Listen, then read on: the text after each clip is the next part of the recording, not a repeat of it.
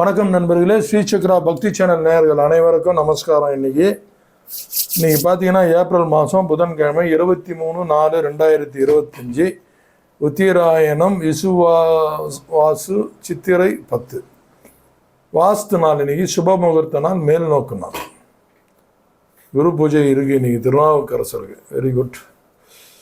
இன்னைக்கு ஒரு வாஸ்து நாள். இன்னைக்கு ஒரு 1 hour கிடைக்கும், 8:30 to 9:30, இல்லை 9:30 to 10:30 தெரியல எனக்கு. வாஸ்து நாள் ஆமாம், 8:45 to 9:45. இதில் எனக்கு ஒரு உடன்பாடு, ஒரு சின்ன உடன்பாடு இருக்குது. எனக்கு உடன்பாடு இல்லை இதில். ஆனால் வாஸ்து நாளில் ஒரு பூஜை ஜென்ரலாக போட்டுக்கணும். இந்த வாஸ்து எல்லாரும் இதில் செய்யலாமான்னா எனக்கு ஒரு சின்ன, இப்போ அன்றைக்கி சந்திராசிரமம் தான் எப்படி செய்ய முடியும் சொல்லுங்கள்? இப்போ நமக்கு சந்திராசிரமம் இருக்குது, நம்ம பேரில் மெனா இருக்குது, நம்ம அன்றைக்கி பூஜை போட முடியுமா? தப்பு தான். அதுதான் என்கிட்ட வரவங்களுக்கு நான் சொல்லுவேன், சந்திராசிரமம் இல்லைன்னா போட்டுக்கோங்க. அதுபோக நான் பஞ்சபட்சி பார்ப்பேன். பஞ்சபட்சியில் பார்த்தீங்கன்னா துயில் சாவு வந்தாலும் நான் செய்ய வேணாம்னு சொல்லுவேன். அரசு பூனை தான் நான் ப்ரெடிக்ட் பண்ணுவேன். அதில் தான் செட் பண்ணி கொடுப்பேன் பூஜைக்கு. அதில் நான் மேக்ஸிமம் 70% செக் பண்ணிடுறேன். நான் எப்போவுமே 70% தான் ப்ரெடிக்ஷன் எடுப்பேன்.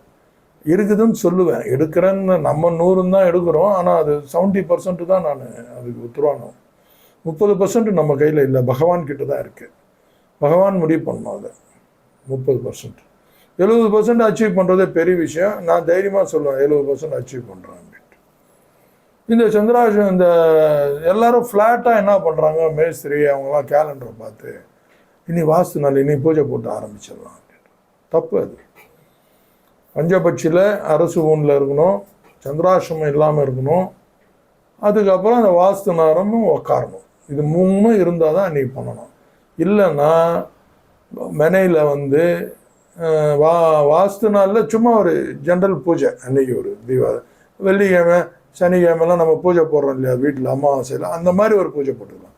பட் ஆரம்பிக்கிறதுன்றது என்னை பொறுத்த வரைக்கும் பஞ்சபட்சியில் அந்த பட்சி அதிகாரத்தில் இருக்கணும், அன்றைக்கி முகூர்த்த நாளாக இருக்கணும், ப்ளஸ்ஸு சந்திராசிரமம் தவிர்க்கணும், எதிர்க்க வச்சும் செய்யக்கூடாது. அப்படி தான் பூஜையை ஸ்டார்ட் பண்ணணும். அந்த வேலை எந்த ஒரு பிரச்சனை இல்லாமல் முடியும். வாஸ்து நாளாக இருக்கவே இந்த டிப்ஸு தரேன். பிரதர் அடிக்கடி கேட்பார், ஏதாவது டிப்ஸு கொடுங்க. உங்கள் சார்பாக எதிர்க்க உட்காந்து அவர் கேட்டுன்னு இருக்கார்.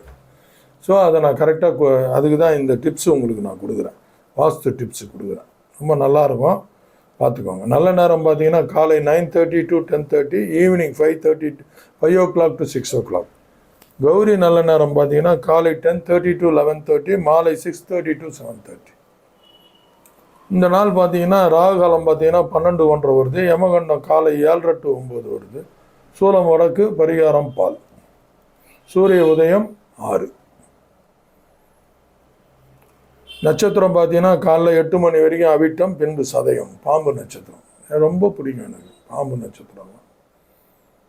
அஸ்வினி, மகம், மூலம், திருவாதிரை, சுவாதி, சதயம், இந்த 6 நட்சத்திரம் நான் ரொம்ப லைக் பண்ணுவேன். கிரிவலம்லாம் நான் போனோன்னா அந்த நட்சத்திரத்தை தான் கையில் எடுப்பேன். நான் அந்த நட்சத்திரத்தில் பாஸ் பண்ணிவிடுவேன். எனக்கு கொஞ்சம் கால் கொஞ்சம் பிரச்சனை. எனக்கு ஒரு 12 hours ஆகும் எனக்கு கிரிவலம் முடிக்கிறது. உள்ள சாமியை போய் கும்பிட்டுட்டு கிரிவலம் முடிக்கிறது எனக்கு மினிமம் 6 to 6. இங்கே 6 மணிக்கு காலையில் பஸ் ஏறணும்னா நைட்டு 6 மணிக்கு வரும்.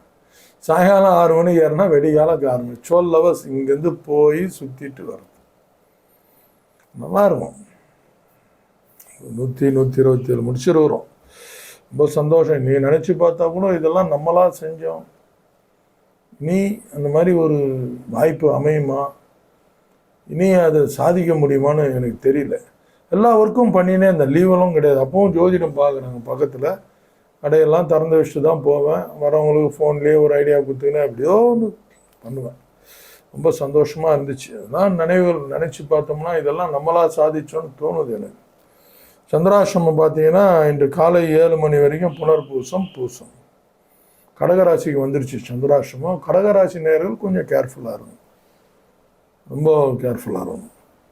இன்றைய ராசி பலன் பார்த்தீங்கன்னா மேஷத்துக்கு வரவு தரக்கூடிய ஒரு நாள், ரிஷபத்துக்கு சில மெடிக்கல் எக்ஸ்பென்சஸ் இருக்குது, கொஞ்சம் பார்த்து பத்திரமா இருங்க. மிதுன ராசி நேயர்களுக்கு லாபம் தரக்கூடிய ஒரு நாள். கடகராசி நேயர்களுக்கு பார்த்தா ஒரு பரிவோடு இருப்பாங்க. இன்றைக்கி கடகராசி இன்னைக்கு சந்திராஷ்டம் வேறு ஓடி நிற்குது, கொஞ்சம் கேர்ஃபுல். சிம்மராசி நேயர்களுக்கு செலவு தரக்கூடிய ஒரு நாள். நண்பர்களுக்கோ குடும்பத்தாருக்கோ ஹோட்டல் அழிச்சுன்னு போய் செலவு பண்ணுங்க, சுப செலவாக மாற்றுங்க. கன்னிராசி நேயர்கள் சில அச்சீவ்மெண்ட்டை நீங்கள் கண்டிப்பாக செய்வாங்க, ஒரு சாதனை இருக்குது. அதாவது நம்ம சில விஷயங்களை ஆரம்பிக்கும் போது ஆரம்பிங்கன்னு சொல்லுவோம் தெரியுமா, அது ஒரு நாளில் என்னென்னா இது அப்படியே ப்ராசஸாக இன்றைக்கி அச்சீவ் ஆகிடும். துளாராசி நேயர்களுக்கு இன்றைக்கி அதிகப்படியான கோபம் இருக்கும், ரொம்ப கேர்ஃபுல்லாக இருக்கணும். செகண்ட் ஒப்பீனியனில் பேசணும், விட்டு கொடுத்து போகணும். விருச்சிக ராசி நேயர்கள் சில கன்ஃபியூஸான நாள், ஒரு குழப்பம் நிறைந்த நாள். விருச்சிக ராசி நேயர்கள் இன்றைக்கி கண்டிப்பாக ஒரு நாள் தள்ளி வச்சு ஒர்க் பண்ணுங்கள். தனுசு ராசி நேயர்களுக்கு பார்த்தீங்கன்னா இன்றைக்கி ஒரு அசதியெல்லாம் நம்ம லவ் பண்ணுங்க. உடம்பு வருத்தி மன வருத்தி ஒரு ஒர்க் பண்ணுறது ஒரு காட் கிஃப்ட் அது. அதனால் அதை ஏற்றுக்கோங்க, செய்யுங்க. மகர ராசி நேயர்களுக்கு பார்த்தீங்கன்னா வெற்றி தரக்கூடிய ஒரு நாள். டக்குன்னு நீங்கள் போன வேலை எல்லாம் நடக்கும். அது உதாரணம் சொல்கிறேன், இன்றைக்கி செக் பண்ணி பாருங்கள். சிக்னல் நீங்கள் போகும்போது எல்லா இடத்துலையும் க்ரீன் வந்துக்கினே இருக்கும், நிற்க தேவையில்லை. எந்த சிக்னலில் வெயில் வேறு அடிக்குது, சிக்னலில் நிற்காமே பாஸ் ஆகிட்டு இருப்பீங்க. கும்பராசி நேயர்களுக்கு பாராட்டு நிறைந்த ஒரு நாள். அவங்களுடைய ஒர்க்கு இன்றைக்கி ரொம்ப ஸ்மார்ட்டாக இருக்கும், எல்லாராலையும் பாராட்டப்படும். மீனராசி நேயர்களுக்கு நன்மை பழக்கும் ஒரு நாள்.